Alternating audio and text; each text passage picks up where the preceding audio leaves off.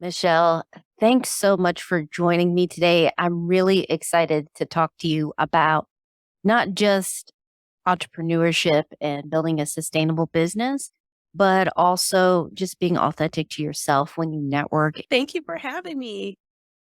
Yeah. And for those, if you're not familiar with Michelle, she's been on the podcast before, which I'll have in the show notes.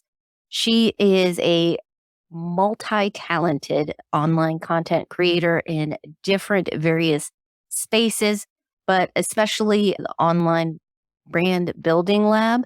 She helps people hone in and build a business that fits them and has an impact on their community. I thought you were the perfect person to talk about this topic because one of the things I love and respect about you is you have a great reputation in our original space, the FinCon space, the personal finance space, for being someone who's just genuine, fun to be around with, but also an effective networker. I wanted to first jump into that because I feel like this is a skill that maybe post COVID we're a little rusty on. We're going back to in person events and working with people again. For you, have you always been like a natural networker, or was that a skill that you've built upon? I will actually change how we're referencing this, which is relationship building. So Mhm. I feel like when we say networking, it feels very like mechanical and stilted and Mhm. like I get images of going to a cocktail bar and wearing, a really cute cocktail dress, which I don't own because I've gained weight over COVID and I have to use Rent the Runway now as I try to lose weight. Like just I don't network. I build connections authentically and organically with people. I think that would be a better way to kind of frame what Mhm. I do. And I've always been pretty good at connecting with people. But I do want to say, even though I am a natural extrovert, during COVID, I have definitely become very solidly an ambivert in the sense that I notice that there are times when I just get tired of people faster than before. Now, I will say I'm an extrovert, a lifelong extrovert, but I'm only child. And so I would be social and then it would be like fading away prior to COVID. Mhm. And COVID just made that tendency a lot more pronounced. But because of how I approach connecting with people and just connecting with people, Mhm. I think that there's room to organically meet people where they're at, including yourself, when we are in these professional spaces. What I would say to anyone listening to our conversation as we get further into it is ask the question, how would you meet people if you could never go to a conference? I think it's just a completely different approach. Like, how would you meet people in the content creation space that you're currently in and never attend conferences? For context, I now alternate the years that I attend conferences. So any conferences that I attend in 2023, I will not Mhm. attend in 2024. This has not harmed my Uh-huh. visibility in the space. I see people all the time. In fact, today, as we record this episode prior to getting on the show, I was sharing how some mutual friends of ours in con space will be in town. I'm going to have, cocktails and happy hour with them. So I think my first question would be, how are you meeting people if there's no Mhm. conferences? And for a lot of people, you've been doing that because of COVID, especially if you were observing protocols. For me, I have only so much capacity Mhm. and I do not want to go everywhere for conferences. Like I'm very particular about the conferences that I attend. I want to enjoy the location. I want to be excited about it. I want to feel like the content makes sense for me to even be there because I've been in the content creation space for a long time. Like it has to make sense to get me on a plane from basically the middle of the country to fly around. The last conference that I attended, it took 5 hours to fly back because Oh, I live wow. in Colorado. So it Mhm. was it was almost 5 hours. That's not including once I arrived at home, like at our airport and getting home. So for me, it has to really make sense to do these things, which is part of the reason why I emphasize connecting with people in other ways. It's so much better. It's so much less. And I'll just get off my soapbox. No, I think you bring up a lot of good points. And one, we do have parents who are starting to build something on the side, either for a career pivot or for their specific financial goal, getting out of debt, saving up for a house, or doing something else. Then your advice about connecting with people, not just networking, which I completely understand. A lot of people have like a bad taste in their mouths when they hear networking, but it is a necessary skill too if you have a 9 to 5, because I don't think people realize how important it is when it comes to promotion. Even if you go job searching for another position, having your network there for you, letting you know about openings that might not be advertised yet are great opportunities to build up your career. I know we're going to be focusing a little more on entrepreneurs and freelancers, but a lot of this advice is really helpful for families that are looking to get ahead with their 9 to 5 career. So I want to take another step back. What you were saying about if you couldn't go to conferences, how would you network? Let's say it's been 3 years. What are some ideas or starting points for someone who is trying to maybe a resource to find, like, I need to develop my relationships and networks within the community that I'm around? Again, I kind of think of it this differently. Right now, there is an epidemic of loneliness in the United States and across the world, and partly because of the impact of COVID. We've been shut off and cut off from one another for a long time. And the reason why I keep kind of pushing back on this idea of networking is it takes a community to do a thing, right? And you would be surprised at the most unexpected people who may be a resource for you or related to someone that they could connect you with, because it's just they like you and they're like, oh, well, my cousin so-and-so does this thing. I'm going to give a couple examples of how in regular everyday life this can happen. If you're a 9 to 5, if you're an entrepreneur, it doesn't matter. This is just making connections with people in an authentic and organic way where they're sustained over time and they would actually want to share things with you. So simple things like, what do you like to do for fun?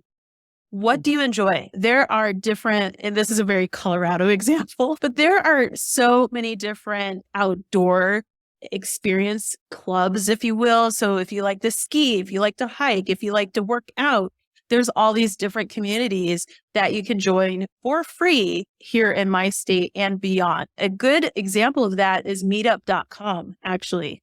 I absolutely love meetup.com. It is a community of communities, basically, that came out of 9/11.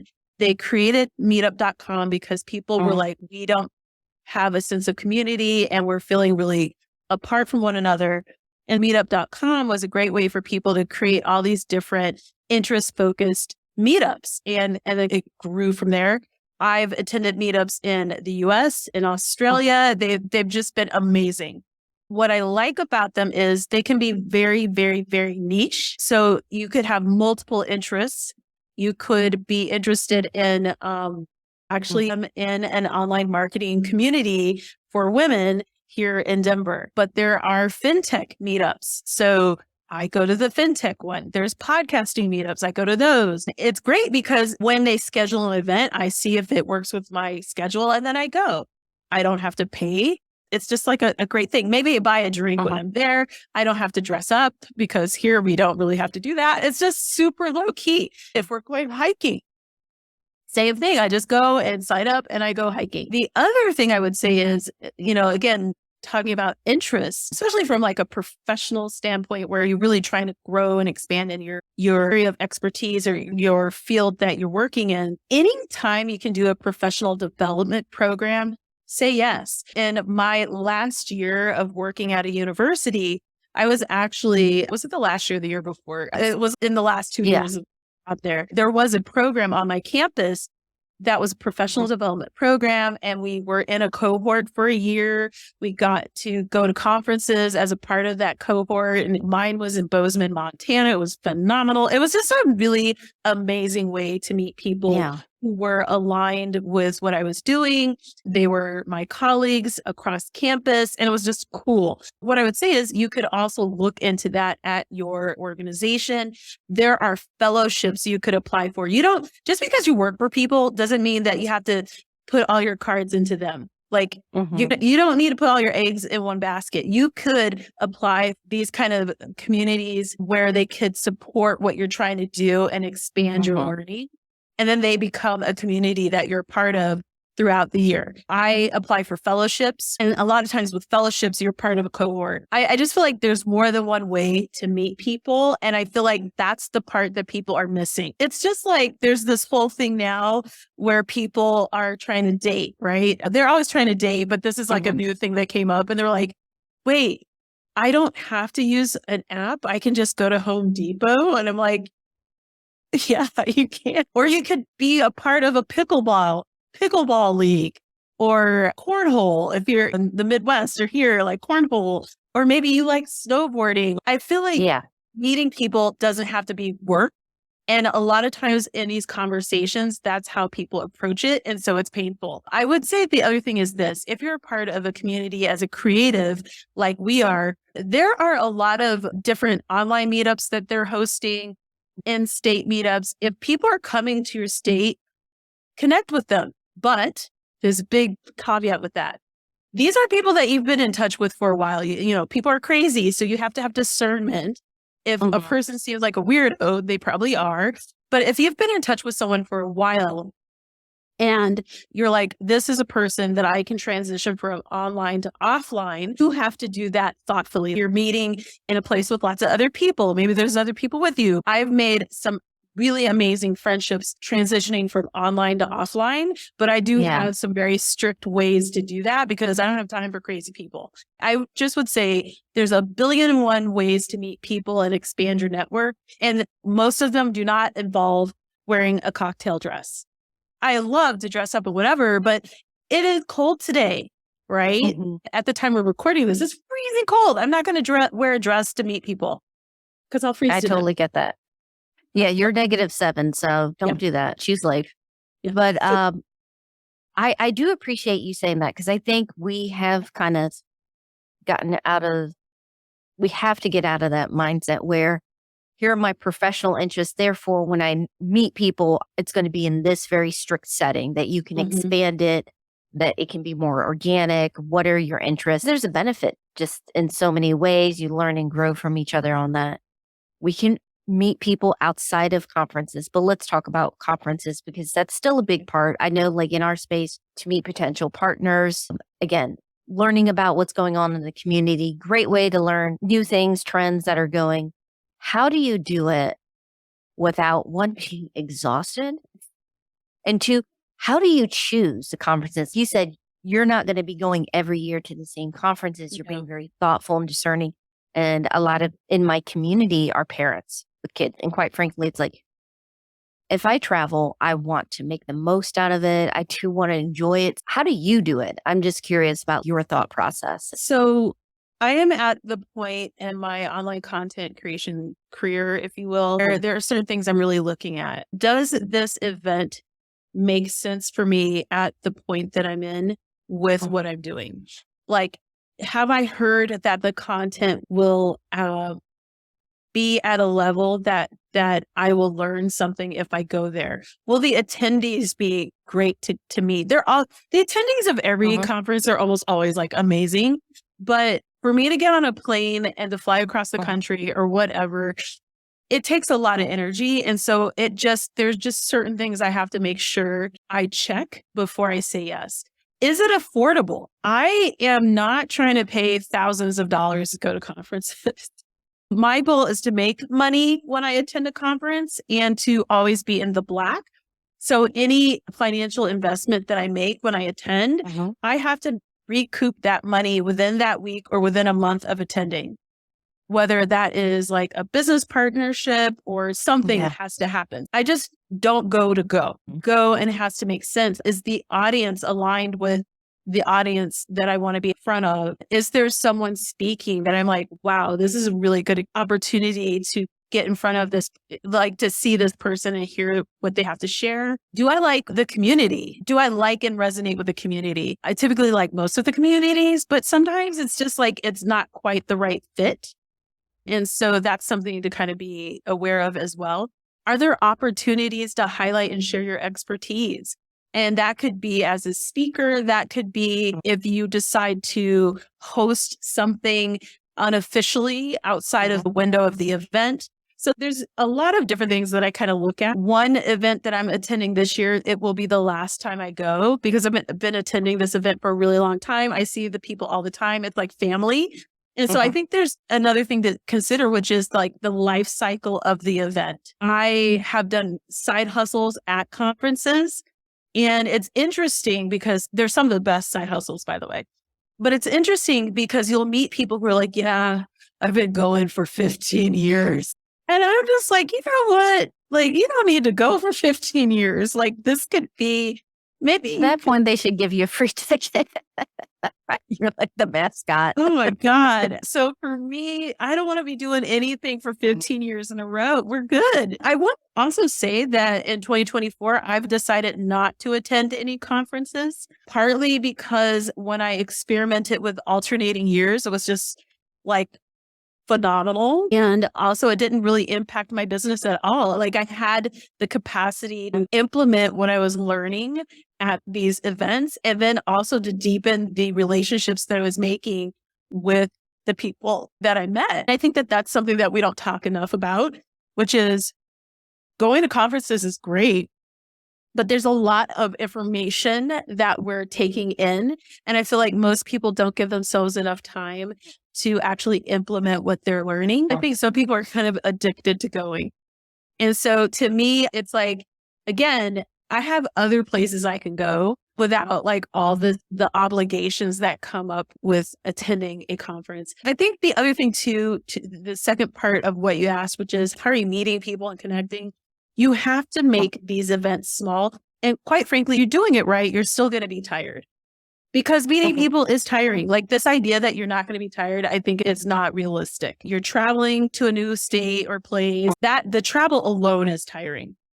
You're talking with people, throughout the day, even introverts who talk to just a few people, they're going to be tired. Even extroverts, like everyone thinks that extroverts don't get tired. They get tired. And there's a point where you're like, where'd the extrovert friend go? They're taking a nap, or they lost their voice. Yeah. Or they lost their voice, of which I have done. And so for me, what I tend to do at large conferences, especially, I make it small.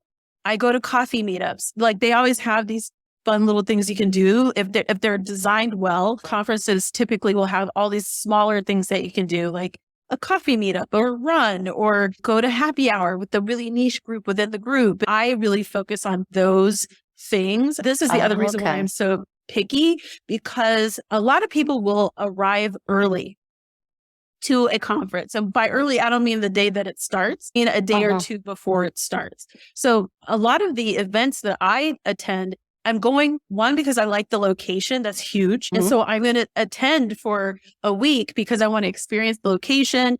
I want to build in time so that I can meet with people in a really like relaxed way without like being rushed, because maybe they're going to be speaking and they're really well known. We have friends that people follow them because they have fans like that.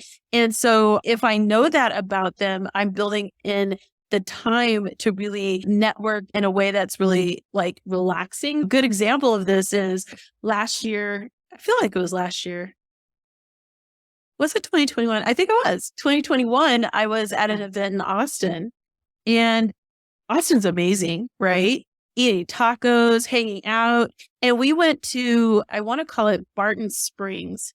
I feel like is it Barton's? Yes. It's this cool, massive pool.